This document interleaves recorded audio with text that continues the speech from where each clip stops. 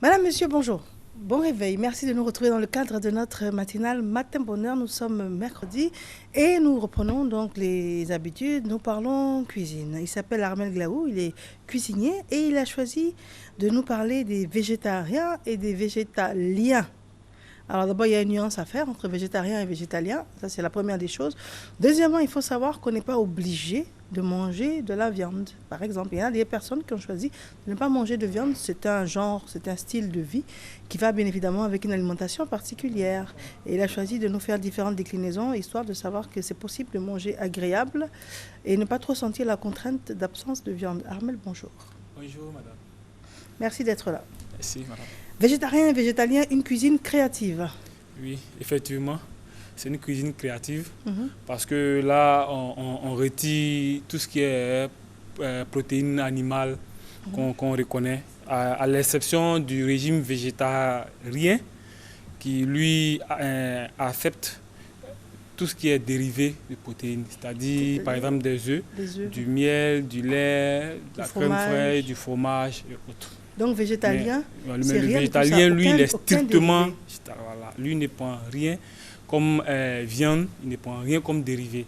Donc il est uniquement orienté sur tout ce qui est végétal. Ça c'est le lien végétalien. Là c'est le végétalien. Très bien, donc on commence par le végétalien. Qu'est-ce que vous nous proposez? Ok, bon, pour le végétalien par exemple, en apéro, on peut proposer une verrine de guacamole avec les petits tortillas frits là. En apéro, ça peut passer. Et ici, on a des beignets d'oignons. Des beignets d'oignons. C'est juste l'oignon qui est nettoyé, qui est découpé en anneaux, en fines anneaux, avec une pâte à beignet qui est réalisée. Et on assaisonne les anneaux d'oignon avec du cumin, un peu de poivre, sel. Mais la pâte est faite de quoi? La pâte, c'est de la farine. Oui. La farine, vous pouvez utiliser du jaune d'œuf si vous voulez avoir une pâte croustillante. Si vous voulez avoir une pâte moelleuse, il faut utiliser l'œuf entier. Donc, comme alors, le jaune d'œuf pour avoir une pâte moelleuse? Non, le jaune d'œuf pour avoir une pâte croustillante. Le jaune d'œuf uniquement. Le jaune d'œuf uniquement pour avoir une pâte croustillante. Et l'œuf entier pour avoir une pâte un peu molle. Mais il y a de la farine? Oui, de la farine, l'œuf, le lait ou de l'eau, de la levure chimique. Et puis juste un peu d'huile. D'accord. Il faut travailler la pâte de sorte à ce qu'elle soit un peu élastique. Il faut faire réagir le gluten qui est au niveau de la farine. Donc il faut travailler la pâte pendant longtemps jusqu'à ce qu'on ait une pâte qui est un peu élastique. Et donc c'est juste un oignon qui est au milieu? Juste un oignon qui est mariné, voilà, on fait frit, on fait baigner. Et juste un piment pour accompagner en apéro, ça peut passer. Maintenant, si on vient un peu au niveau des entrées, on a une salade italienne, tomate mozzarella avec une sauce pistou. Qu'est-ce que c'est? Pistou. Bon, la sauce pistou, c'est une sauce qui est faite à base de basilic haché finement,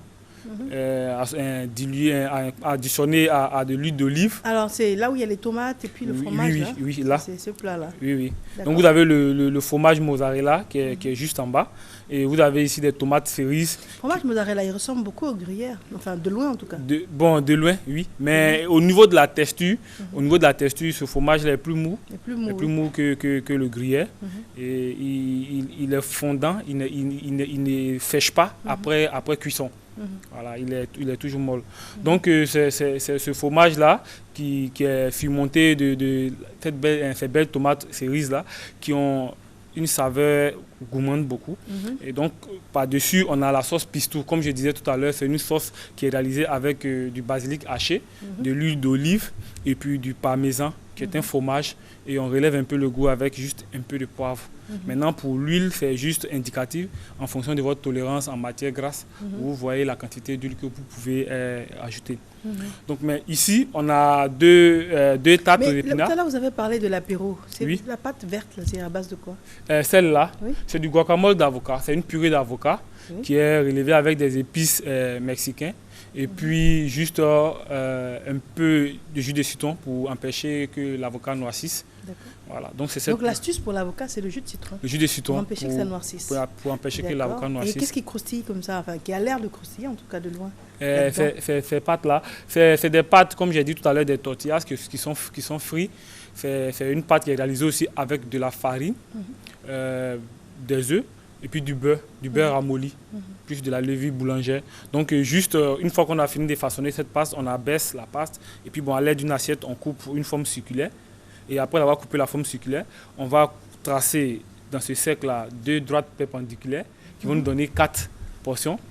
Donc ces 4 portions-là, on va les diviser en 2, on va avoir ces triangles-là. Et puis on les fait frire, c'est tout. On va avoir quelque chose de soufflé, croustillant. C'est très léger, c'est soufflé, c'est très léger, c'est croustillant. Oui. Et ça passe pour l'apéro. Là, on est toujours pour les végétaliens. Donc, aucun dérivé de protéines animales. Non. Très bien. Ensuite. Bon, ici, si nous venons au niveau des quiches, les tartes à l'épinard, on peut préciser 2 tartes ici qui se différencient déjà par rapport à la couleur. La première, elle est conseillée pour le végétarien. Et la seconde est celle qui est conseillée pour le végétalien. Pourquoi? Parce que dans la première, nous avons utilisé l'appareil à quiche qui est composé d'œufs entiers battus. C'est-à-dire on a un œuf entier battu, de la crème fraîche, sel, poivre et puis tout ce qu'il faut pour assaisonner l'appareil à quiche. Donc ça va. Donc la quiche est essentiellement faite de crème fraîche. De crème fraîche, œuf battu. Et puis ce qu'on veut y mettre. Voilà, comme assaisonnement, épices. Et là, on a du fromage. Qu'est-ce qui fait la pâte en bas? La pâte, c'est une pâte brisée. En pâtisserie, c'est des pâtes de base qui sont réalisées avec de la farine, du beurre, du sel, puis des œufs. Voilà. Donc il faut d'abord soit sabler ou mélanger le beurre et la farine. Une fois que vous avez cette pâte-là, vous pouvez maintenant réaliser votre quiche. D'accord. Maintenant, l'autre quiche qui est pour les végétaliens. Ici, au niveau déjà de la sauce, il y a une différence. Là, on n'a pas utilisé l'appareil à quiche, mais plutôt une sauce béchamel. La sauce béchamel, qui est une sauce utilisée généralement pour la réalisation des croques, est faite à base de lait, et de farine et de beurre. Donc là, il n'y a pas un élément de protéines animales. Donc c'est cette sauce-là qui va remplacer l'appareil à quiche ici. Donc il y a la crème fraîche? Ici, non. Au niveau de cette quiche, de cette tarte-là, il n'y a pas de crème fraîche. C'est juste la sauce béchamel qui est réalisée avec du lait, la farine et du beurre. D'accord, sauce béchamel. Voilà. Et puis, juste des herbes. Voilà, juste des herbes pour parfumer. Donc là, ces 2 tartes-là, on peut les proposer aux 2 types de régimes. Maintenant, si on vient au niveau du plat de résistance, généralement au niveau des plats de résistance, les 2 régimes se rejoignent. À l'exception seulement du végétarien, où on peut soit par exemple mettre des œufs d'écaille pour essayer de améliorer un peu le plat. Mais ici, on a déjà des pois chiches qui sont cuits dans un coulis de tomates avec légumes. Et on a une purée de polenta qui est dressée là juste avec une garniture de pommes. Qu'est-ce que ça veut dire? Qu'est-ce que c'est une purée de polenta? Une purée de polenta. Bon, la polenta, c'est de la semoule de blé. Fine, qui est vendue en surface commerciale. Si vous dirigez généralement dans les rayons, la farine de blé. Et la semoule. La semoule de blé. Pardon. La semoule de blé. Purée. Voilà. Et bon, pour la réaliser, il faut juste. Bon, parfois, si vous achetez l'emballage, vous aurez des indications dessus. Soit pour 1 litre, vous pouvez utiliser 100 g de farine de blé. Mais en fonction de la texture que vous recherchez, c'est à vous de faire le dosage. Et ça s'avoisine à la purée de pommes de terre, par exemple? Qui est vendue en surface commerciale, là, qui est déjà préfabriquée dans les emballages. C'est-à-dire écraser la Oui, on peut faire soi-même sa purée. Acheter une pomme de terre, la faire cuire à l'anglaise ou bouillie. Et puis après, la passer au mixeur ou au moulinaise avec juste un peu de lait ou soit de la crème fraîche. Et puis, mais dans la crème fraîche, il y a des œufs? Non. Donc, quelqu'un qui est végétalien peut utiliser la crème fraîche pour sa purée? Non. Si le végétalien, pour sa purée, il est obligé de faire sa purée directement. Parce que tout ce qui est produit laitier. C'est ce que je demande. C'est ça que je demande, c'est dans la crème fraîche, il y a des œufs. Ah, il y a du lait dans la crème fraîche. Il y a du lait. C'est le lait des vaches. Voilà, donc c'est un peu les dérivés du lait. Voilà pourquoi est-ce que... Mais il y a certains qui, peut-être vont accepter de l'utiliser, mais le végétalien, s'il est strictement... Mais j'ai l'impression qu'il y a du lait, le lait de soja. Du soja. Le lait de soja. Oui. Le lait de soja, effectivement, peut être utilisé pour mixer la purée de pommes de terre ou additionner à d'autres éléments pour mixer. Il y a du lait de soja qui peut être utilisé.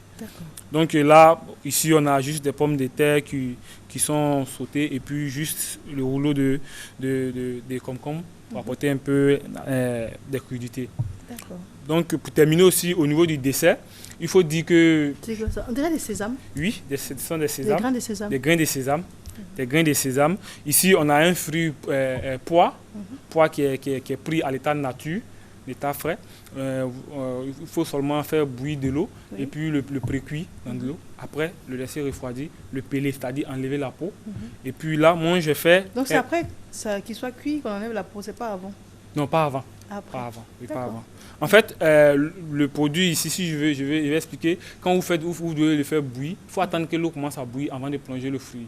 Parce que si vous le mettez au départ de l'ébullition, il y aura un échange entre le fruit et puis le liquide dans lequel il est cuit.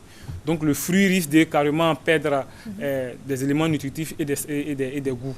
Après, il faut attendre au moment où l'eau bout. Quand vous plongez automatiquement, la chaleur concentre tout ce qui est éléments nutritifs à l'intérieur. On appelle ça des cuissons par concentration. Donc une fois qu'on a fini ça, on va peler notre pois. Après avoir pelé, bon, moi j'ai choisi ici de faire ce coulis j'aime menthe qui est là, qui est juste là, doré là, qui est placé en virgule là. Donc vous faites un coulis j'aime menthe qui est ici. Alors le coulis c'est quoi? Bon, le coulis, c'est juste une préparation un peu épaisse qui peut accompagner soit des desserts ou des préparations salées. Donc ici, on a un dessert qui est là. Le coulis ici qui a accompagné le dessert, il va être soit par exemple sucré ou un peu acidulé. Donc ici, moi, je fais un coulis, comme j'ai dit, j'aime menthe. Un coulis j'aime menthe, c'est-à-dire qu'on va prendre le j'aime, on va le nettoyer. Le nettoyer, après l'avoir nettoyé, on va le broyer. Recueillir le jus de j'aime pour le porter à ébullition avec des feuilles de menthe pour apporter les parfums de menthe. Et puis après réduction, on va apporter une texture pour lier un peu, généralement pour avoir cet aspect épais là. Et une fois qu'on a ça, on va tremper nos pois dans ce coulis là. Après avoir trempé le pois dans le coulis, on va les enrober dans les sésames. C'est ce qui fait que les sésames s'attachent à ce fruit là.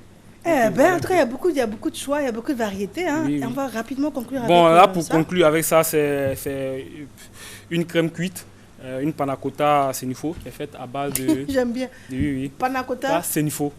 Oui, la panna cotta est une crème cuite, c'est un dessert italien qui est réalisé à la base avec de la crème fraîche, des feuilles de gélatine et puis... comment dirais-je, le fruit, soit que vous voulez apporter, soit une panna cotta, passion ou mangue. Mais ici, nous, on a retiré les feuilles de gélatine, on a utilisé la farine de maïs qui est riche en amidon. Donc l'amidon ici va apporter déjà la texture pour pouvoir condenser le produit. Donc on a juste utilisé la crème fraîche et le sucre qu'on a porté à ébullition, auquel on a additionné la farine de maïs. On a cette texture-là. Mais est-ce qu'il faut forcément être un chef cuisinier comme vous pour faire tout ça? Bon, pas forcément. Pas forcément, parce que la cuisine, il faut dire que l'initiation de la cuisine, ça part de la base. Donc à la maison, apprendre, suivre des émissions, des petits documentaires ou bien s'informer un peu, je pense qu'on peut arriver à ça. Armel Glaoui, en tout cas, merci. Ce sont des idées originales. Et même pour les personnes qui ne sont pas végétaliennes ni végétariennes, c'est toujours bien de manger léger le soir. Quand on ne sait pas trop quoi manger, on veut éviter de manger lourd. Ce sont des idées tout à fait originales. On vous joint comment? Nous sommes joignables au 08 57 17 26 et au 58 900 200. 08 57 17 26 58 900 200. Très bien. Merci en tout cas d'être venu et puis pour toutes ces belles propositions. Merci. Merci madame, c'est nous qui vous remercions. Je vous en prie. Merci madame. Alors, nous avons une dame qui est avec nous, qui est installée. Elle est psychologue à la page blanche. Ces temps-ci, cette structure communique énormément la page blanche.